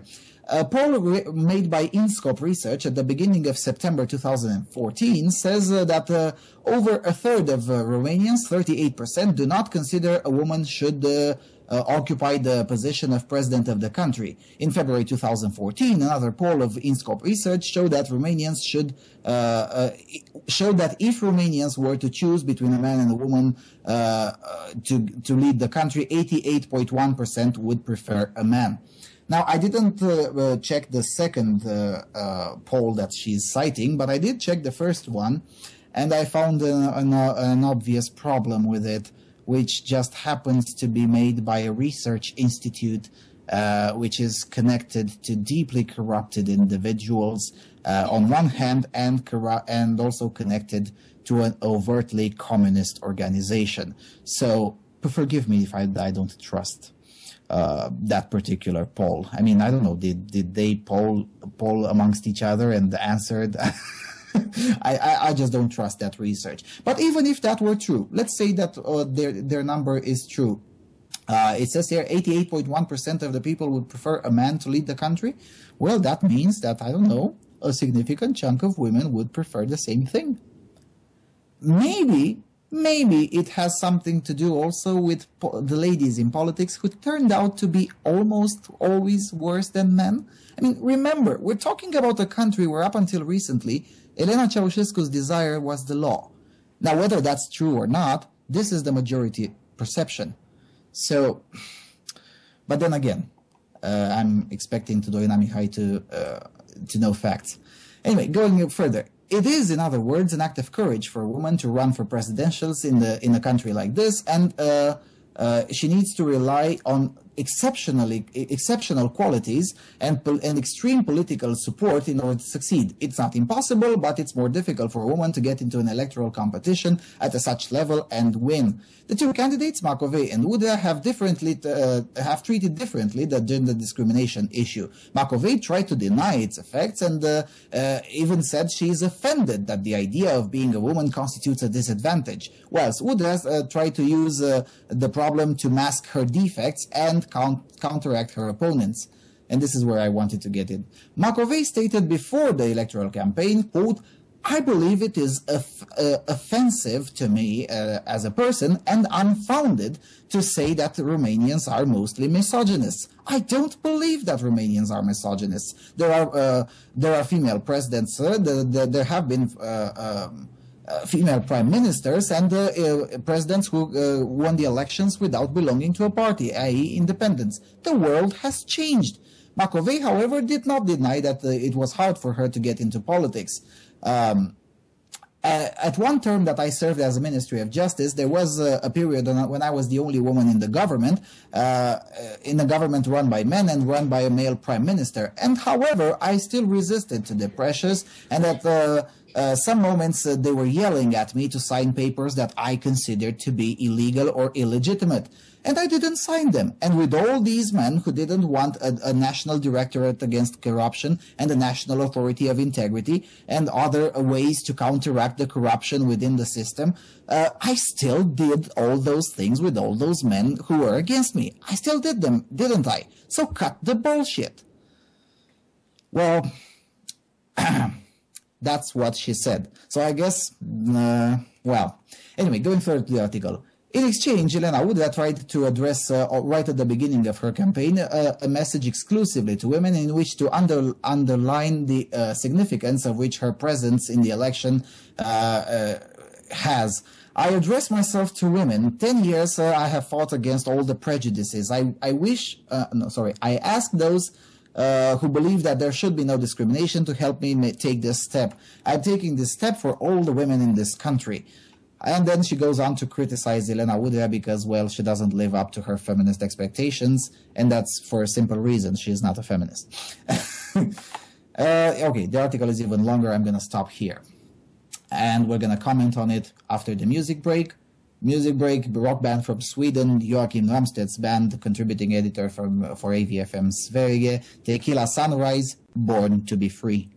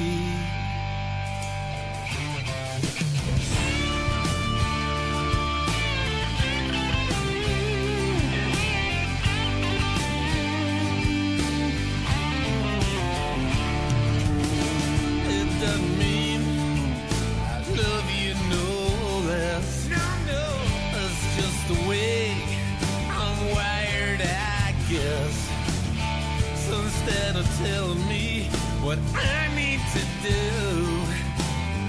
Why don't you break your chains and try to fly too?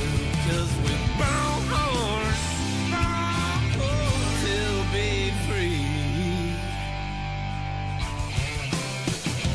All the games that we play, all the shows we put on every day, all the words that don't mean a thing, we're all just puppets on somebody's string.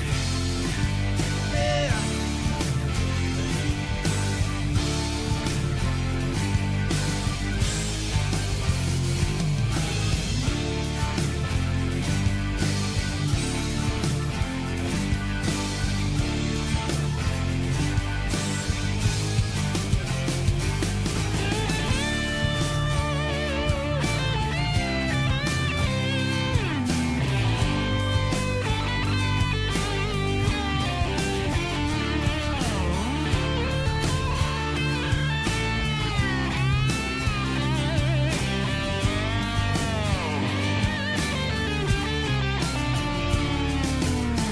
Exonerate me, post my bail. Can't stand another day in this jail. Don't trap this bird. If you cage me, I'll die. If you want this bird to stay, you have to let it fly. 'Cause we're born to be free.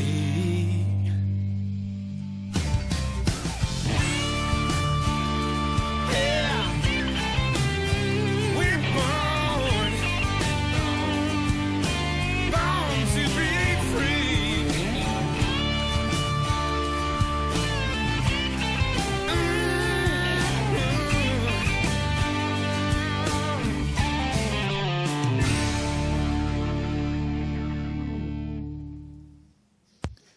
And we're back. We've listened to Tequila Sunrise, Born to be Free. Jon, you've listened to the article. Any words? Because I'm still face disking here.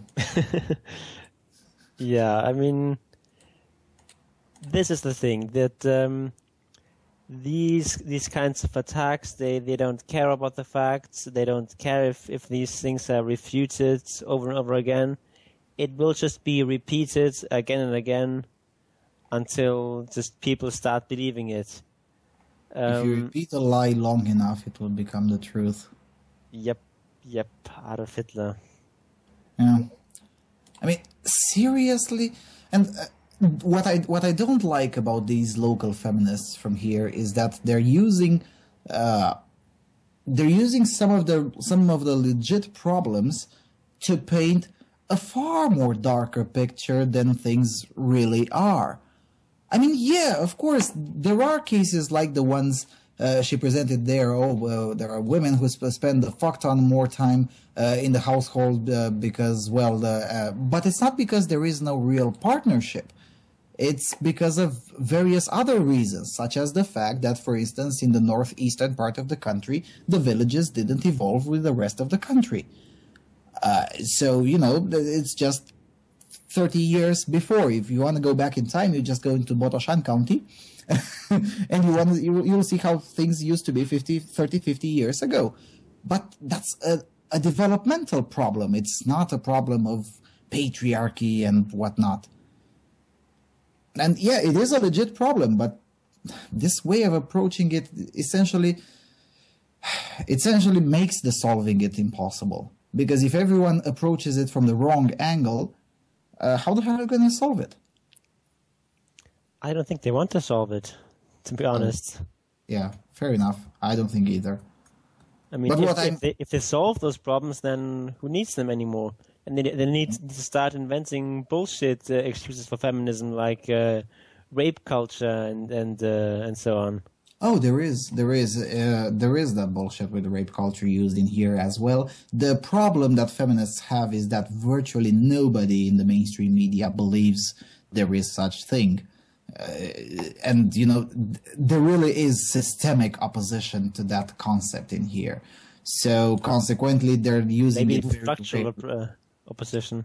Yeah, again, as I said, reality tends to have an anti-feminist bias. So consequently, they don't use that concept way too often. But this concept of patriarchal oppression, oh, then the poor little women spend so much time in the home. Well, yes, they do, but they're for a different reason.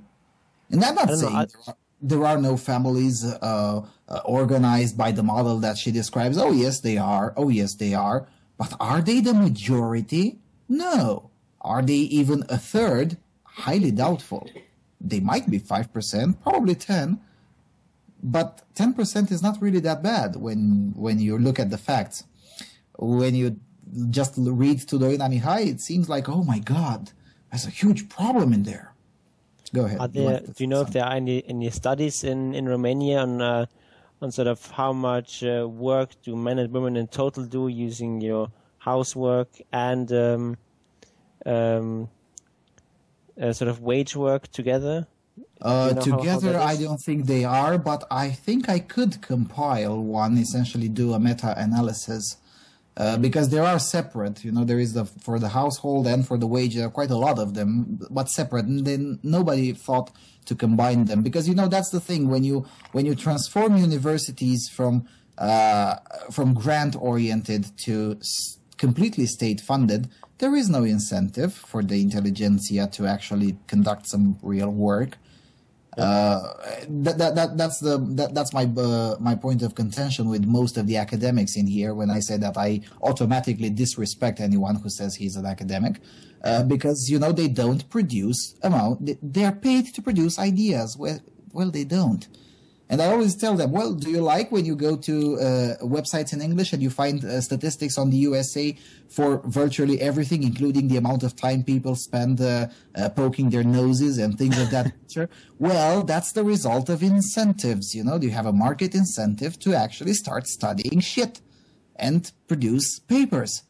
That's what you're paid there for. But when all you have to do is breathe and maintain a body temperature of around 36.6 degrees in Celsius, and have a diploma, and therefore you're an academic, and you can just go and teach from time to time, and you get a 2,500 wage at the very least.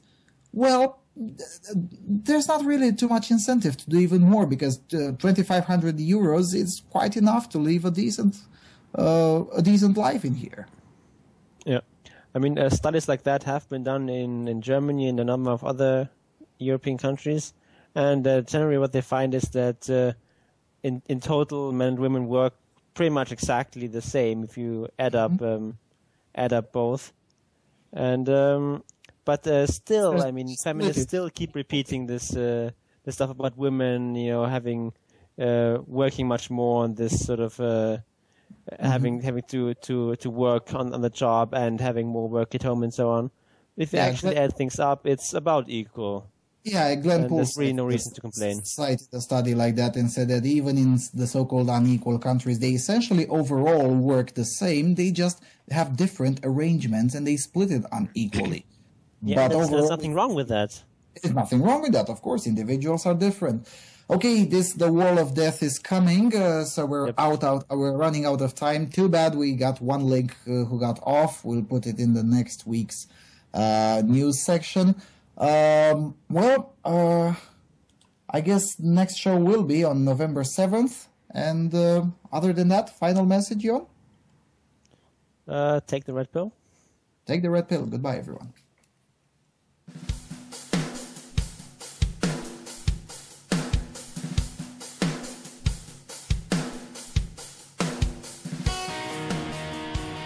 This has been a production of A Voice for Man. Lucian Vulsan and his guests, thank you for listening to The Voice of Europe.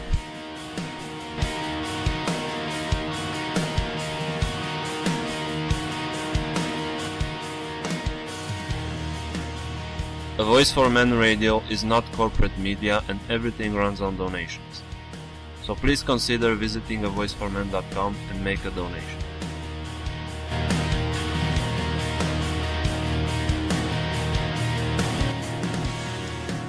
We would also like to thank the artists De Prima Terra, În Beznă, Cristian Buica, the Iranian band Arsames, the DDG Project, and all the other artists that offered us their songs to use under Creative Commons license.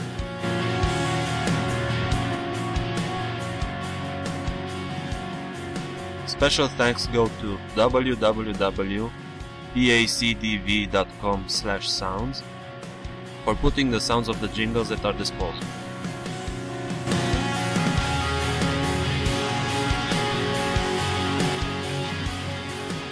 We would also want to remind the listeners to take the red pill.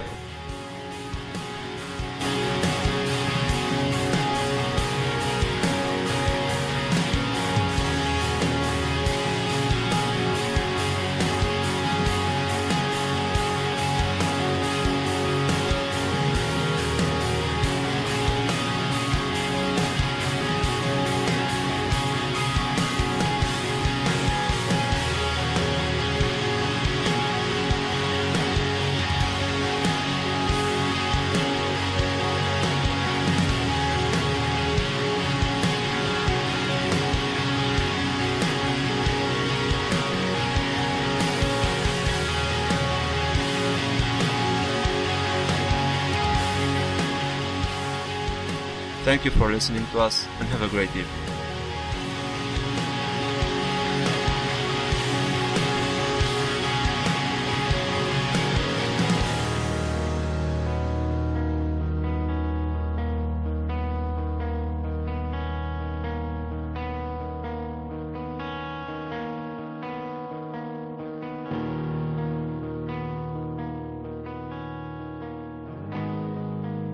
Ați ascultat Vocea Europei.